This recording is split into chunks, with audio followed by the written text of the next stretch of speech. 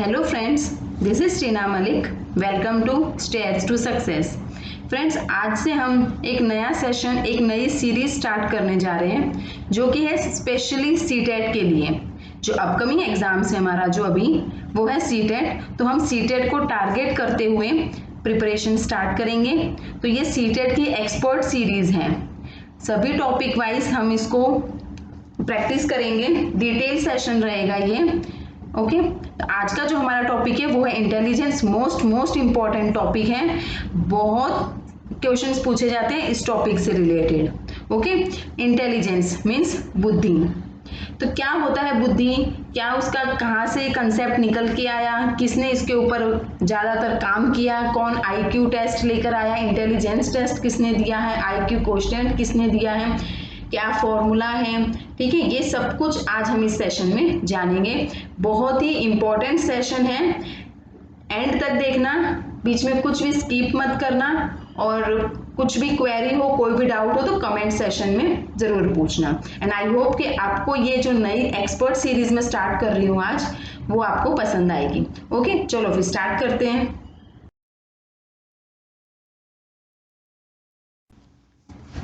Now what is intelligence? Intelligence क्या है, बुद्धि किसे कहते हैं, क्या होता है, वो समझते हैं। तो ये जो इंटेलिजेंस वर्ड है ना, ये डिराइव्ड हुआ है लैटिन वर्ड से। ओके, मीन्स इंटेलिजीरिया या इंटेलिजेंसिया बोलते हैं इसको। इसका मतलब होता है टू अंडरस्टैंड, मीन्स समझना। ओके, ये जो इंटेलिजेंस वर्ड है ना, ये कहाँ से डिराइव हुआ है, कहाँ से निकल के आया है, लैटिन वर्ड से, जिसका मतलब होता है इंटेलिजीरिया या फिर इंटेलिजेंसिया। ओके, ये लैटिन वर्ड है, पर इसको मतलब क्या है, इसका मतलब होता है समझना। ओके, और भी समझ लेते हैं हम क्या होता है। अब अगर इसकी डेफिनेशन देखी जाए ना, कॉमन डेफिनेशन है ये, जनरल डेफिनेशन है। क्या बोलता है ये, इंटेलिजेंस क्या है, it is the ability to adjust with the environment. Means जो समाज, जो एनवायरमेंट है, एटमॉस्फेयर है, उसमें समायोजन करना। ठीक है, समायोजन करने की क्षमता, ये सब कुछ होना, उनमें इतनी एबिलिटी होती है कि वो एडजस्ट कर जाते हैं एनवायरमेंट में। एबिलिटी टू लर्न, सीखने की क्षमता होती है उनमें। Ability to carry out abstract reasoning, okay, अमूर्त तक को पूरा करने की क्षमता होती है उनमें। तो ये सब क्या है, ये इंटेलिजेंस की एक डेफिनेशन है। ओके, तो इसमें सभी कुछ आ जाता है। एबिलिटी टू प्रॉब्लम सॉल्व आ जाएगा, लॉजिकल रीजनिंग आ जाएगी, एब्स्ट्रैक्ट रीजनिंग आ जाएगी, एब्स्ट्रैक्ट थिंकिंग आ जाएगी, और जो कुछ भी है वो सारा कुछ क्या है, एनवायरमेंट में एडजस्ट कर पाना, एडेप्ट कर पाना, ये सब कुछ इंटेलिजेंस में ही आ जाता है। आई होप कि आपको समझ में आ रहा है यहाँ तक। और आगे देख लेते हैं। अब ये हार्वर्ड गार्डनर ने एक डेफिनेशन दी है, intelligence is the ability to solve problems और to create products that are valued within one और more cultural settings.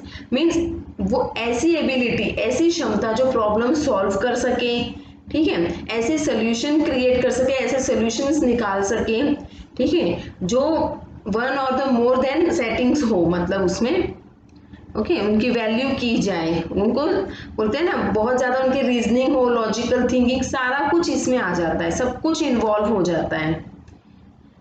And second, JP Guilford ने बोला है, intelligence is performing an operation on a specific type of content.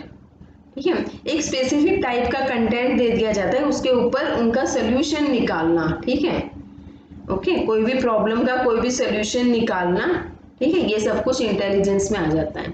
उसमें सब कुछ लग जाता है, एब्स्ट्रैक्ट थिंकिंग आ जाती है, लॉजिकल रीजनिंग आ जाती है, ठीक है, देन प्रॉब्लम सॉल्विंग आ जाती है, सारा कुछ आ जाता है इसमें।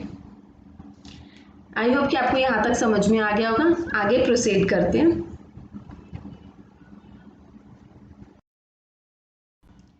कंसेप्ट देख लेते हैं, इंटेलिजेंस क्या है, कहाँ से आया। ठीक है, तो पहले देख लेते, एक तो है ना, एक व्यक्ति थे जिनका नाम था सर फ्रांसिस गैल्टन। देखो, एक एक लाइन बहुत इंपॉर्टेंट है, ध्यान से समझना।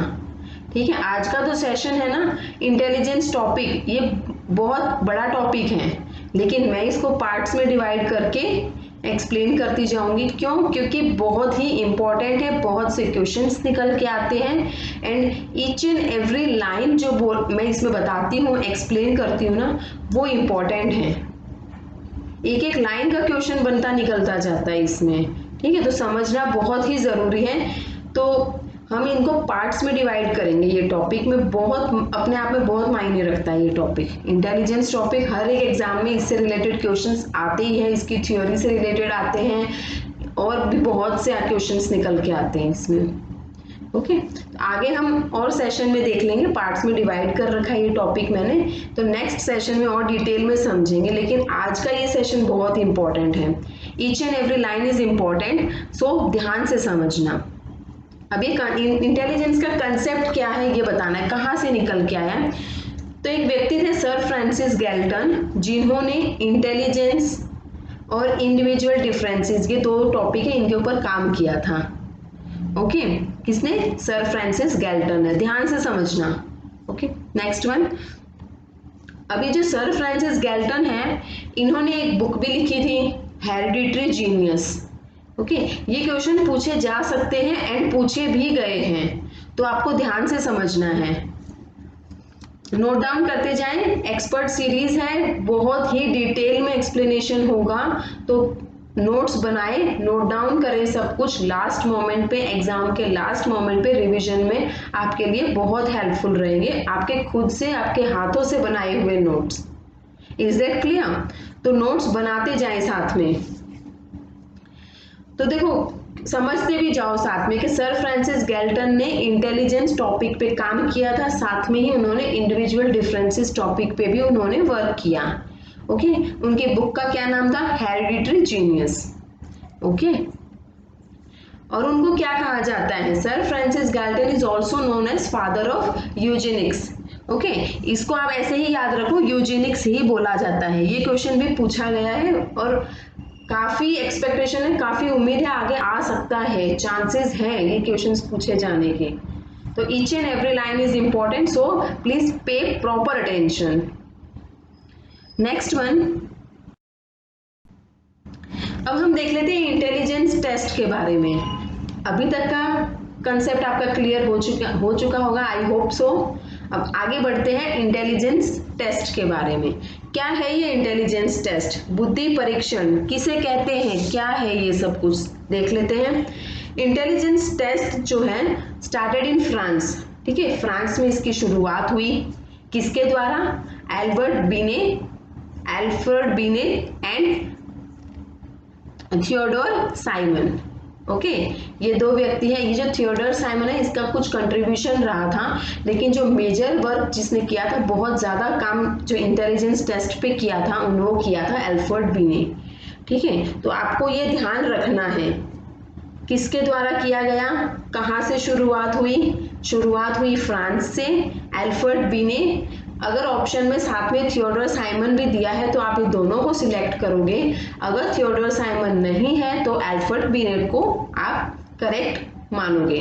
Okay, next one, first intelligence test कब आया? 1904 में।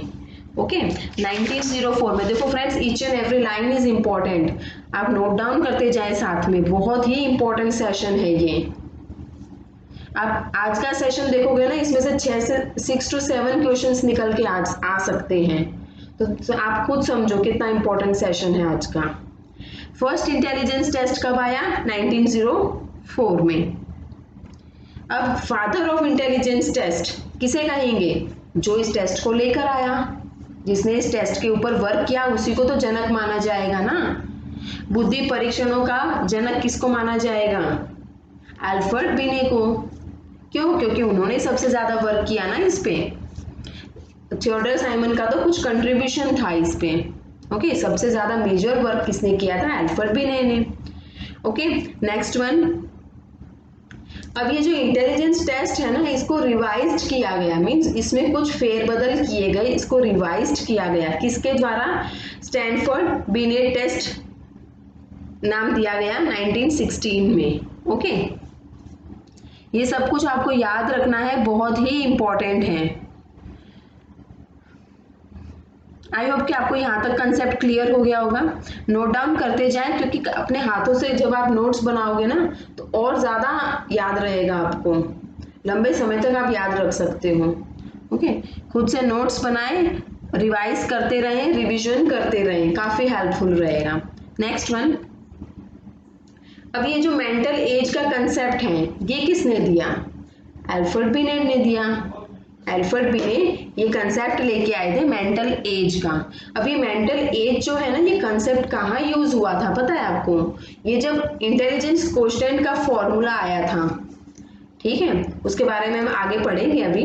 इंटेलिजेंस क्वोटिएंट का फॉर्मूला था, उसमें यूज हुआ था मेंटल एज, लेकिन बिने ने पहले ही मेंटल एज का कंसेप्ट बना दिया।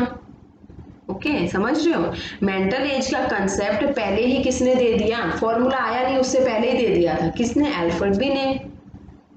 ओके, ये तो सारा कुछ था इंटेलिजेंस टेस्ट के बारे में, और इसमें सब कुछ जो भी दे रखा है ना, कौन टेस्ट लेकर आया, कब शुरू हुआ, जनक किसको माना जाता है, रिवाइज्ड हुआ कब हुआ, 1916 में, मेंटल एज का कंसेप्ट कौन लाया, ये सब कुछ अल्फ्रेड बिने के बारे में है ये सब कुछ। ओके, आई होप कि आप समझ रहे होंगे, इतना कुछ कॉम्प्लिकेटेड नहीं है, बहुत ही इजी टॉपिक है, बस फैक्ट बेस्ड है ये टॉपिक, तो आपको याद रखना है। इसमें आप या मैं हमारी तरफ से कुछ नया ऐड नहीं कर सकते, जो एक्चुअल है, जो रियल है, जो फैक्ट है, वही हमको याद रखना है। Is that clear? चलो प्रोसीड करते हैं आगे। नेक्स्ट वन, अब बारी आ जाती है इंटेलिजेंस क्वोटिएंट की। ओके, क्या होता है ये? बुद्धि लब्धि, आईक्यू जिसे बोलते हैं। नॉर्मल भाषा में भी हम यूज करते हैं ना कि अरे आईक्यू कैसा है, बहुत हाई आईक्यू है क्या, बहुत लो आईक्यू है क्या, ये सब जो कॉमन लैंग्वेज में यूज किया जाता है। तो ये क्या है आईक्यू, इसे आज हम समझेंगे। अब ये जो इंटेलिजेंस क्वोटिएंट है ना, जो आईक्यू, इसका कंसेप्ट लेके आए थे विलियम स्टर्न 1912 में। ओके, आपको ये सभी नाम याद रखने हैं, कौन कौन सा कंसेप्ट लेके आया, कौन से ईयर में लेके आया। वेरी वेरी इंपॉर्टेंट टॉपिक है ये, तो आपको सब कुछ याद रखना होगा, फैक्ट बेस्ड है। ओके, इंटेलिजेंस क्वोटिएंट जो आईक्यू का कंसेप्ट है वो लेके आए थे विलियम स्टर्न 1912 में। नेक्स्ट वन, इसी आईक्यू को, इंटेलिजेंस क्वोटिएंट का जो कंसेप्ट था, इसी को रिवाइज किया गया। रिवाइज करना मीन्स कुछ उसमें फेरबदल किया गया। किसके द्वारा? लुईस टर्मन, ठीक है, इन्होंने फॉर्मूला दिया, आईक्यू का फॉर्मूला भी इन्होंने दिया, ठीक है, और इन्हीं को फादर ऑफ आईक्यू टेस्ट कहा जाता है।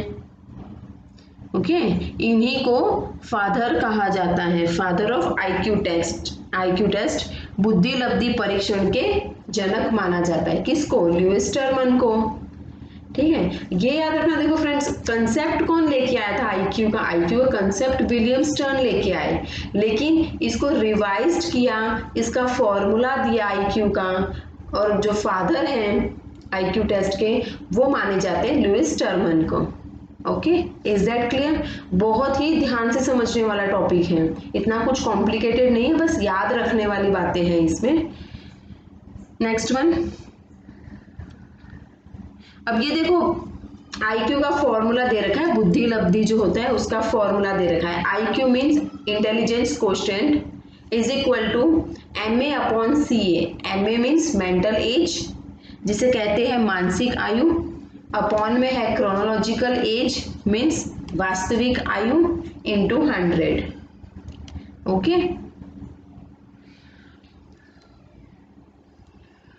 नेक्स्ट वन, मेंटल एज जो होता है ना, जिस लेवल पर आपका ब्रेन यानी आपका दिमाग काम कर रहा है वो होता है mental as, and chronological age means वही है जो आपकी वास्तविक, जो आपकी रियल एज है, एक्चुअल एज जो है आपकी।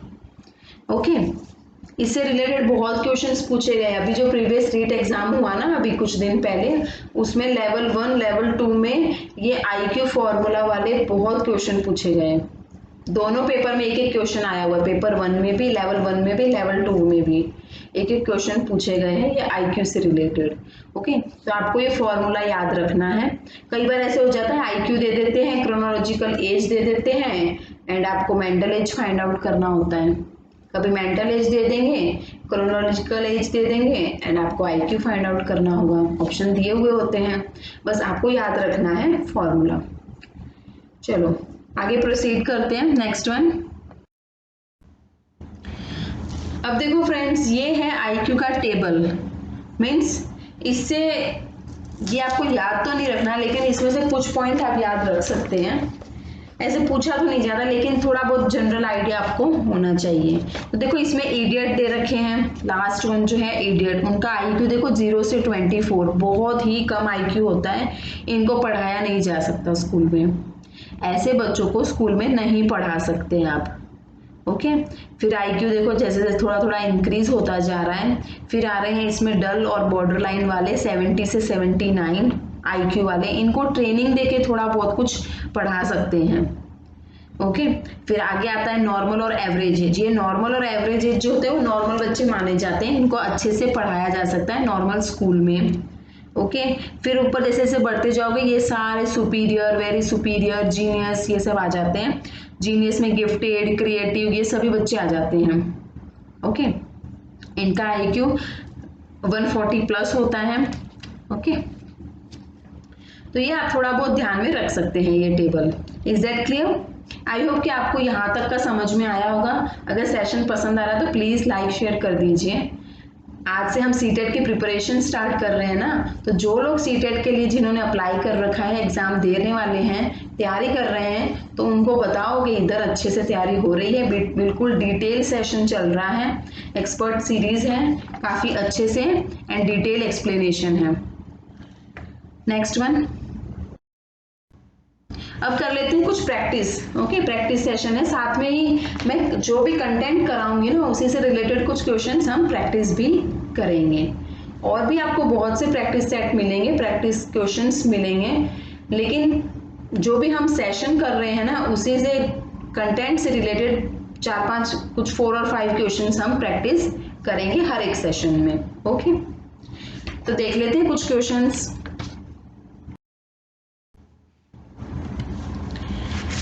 फर्स्ट क्वेश्चन देख लेते हैं, the concept of intelligence quotient और आईक्यू। ओके आईक्यू का कंसेप्ट किसने डेवलप किया था? अभी मैंने बताया था, अभी हमने जब डिस्कशन किया आईक्यू के बारे में तब मैंने बताया था कि ये कंसेप्ट कौन लेकर आया था।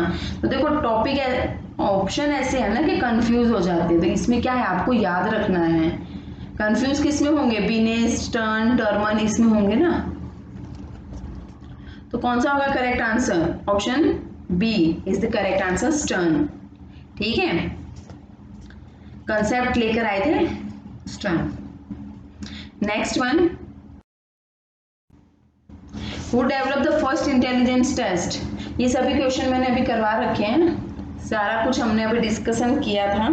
तो बताओ कौन लेकर आया? पहला बुद्धि परीक्षण किसने विकसित किया, कौन लेकर आया? इट्स अल्फ्रेड बिने।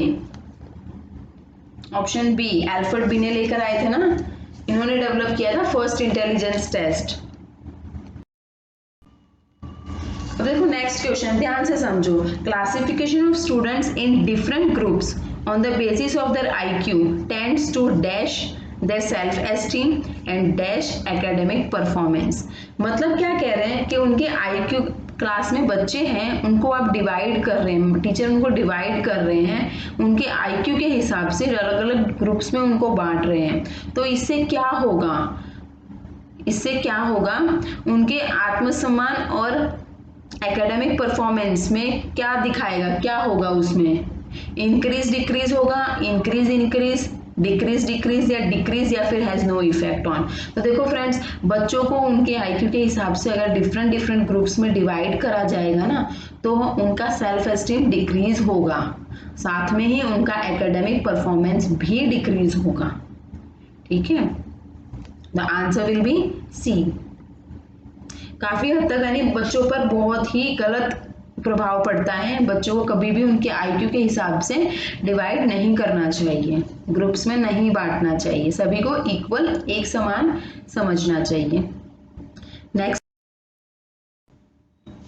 विच of the following is not a sign of an intelligent young child. मतलब कि नॉट पूछा है ठीक है। इंटेलिजेंट यंग चाइल्ड की क्या साइन नहीं है, क्या सिंबल नहीं है, क्या विशेषता नहीं है, वो बताना है। तो फर्स्ट ऑप्शन है one who has the ability to communicate fluently and appropriately. ठीक है, जो धारा प्रवाह और उचित रूप से संवाद करने की क्षमता रखता है। ये तो बहुत अच्छी बात है कि कोई है, चाइल्ड है जो अच्छे से कम्युनिकेट कर पा रहा है फ्लुएंटली एंड एप्रोप्रिएटली, तो ये तो सही बात है। नॉट पूछा है ना, तो देख लेते हैं next option, one who has the ability to cram long essays very quickly. मतलब कि जो लंबे चौड़े जो ऐसे होते हैं, निबंध होते हैं ना, जो लंबे बड़े लंबे, उनको बहुत ही जल्दी से रट लेता है, याद कर लेता है, वो क्षमता वाला बच्चा इंटेलिजेंट माना जाएगा? नहीं, ऐसा तो नहीं होता है, तो रोट लर्निंग हो गया ये तो। आगे ऑप्शन भी देख लेते हैं, one who can adjust one self in a new environment, जो अपने आप को एक नए वातावरण में समायोजित कर सकता है। तो ये तो सही बात है, उसमें इतनी एबिलिटी है ना कि वो एडप्ट कर पा रहा है, एडजस्ट कर पा रहा है एनवायरमेंट में, ये तो सही है। One who carries on thinking in an abstract manner, जो अमूर्त तरीके से सोचता है, ये भी सही बात है। तो गलत कौन सी है? नॉट पूछा है ना, गलत तो यही है ना रोट लर्निंग वाली, कि लॉन्ग एसेज को बहुत ही जल्दी क्विकली क्या कर रहा है, क्रैम कर रहा है, याद कर रहा है, रट रहा है। तो ऑप्शन बी करेक्ट आंसर है, नॉट पूछा है। ओके, आई होप कि आपको ये क्वेश्चंस भी समझ में आ गए होंगे। बहुत ही इंपॉर्टेंट सेशन था एंड मैंने बहुत माइनर पार्ट्स में डिवाइड किया ये टॉपिक। क्यों? क्योंकि ये इंटेलिजेंस टॉपिक बहुत ही इंपॉर्टेंट है। अगर सारा कुछ एक साथ करा दूंगे ना तो बहुत ही ज्यादा मैसअप हो जाएगा, मतलब आप समझ नहीं पाओगे, है ना। तो इससे अच्छा टॉपिक को 4 पार्ट्स में डिवाइड करके समझ लो, है ना। चलो नेक्स्ट,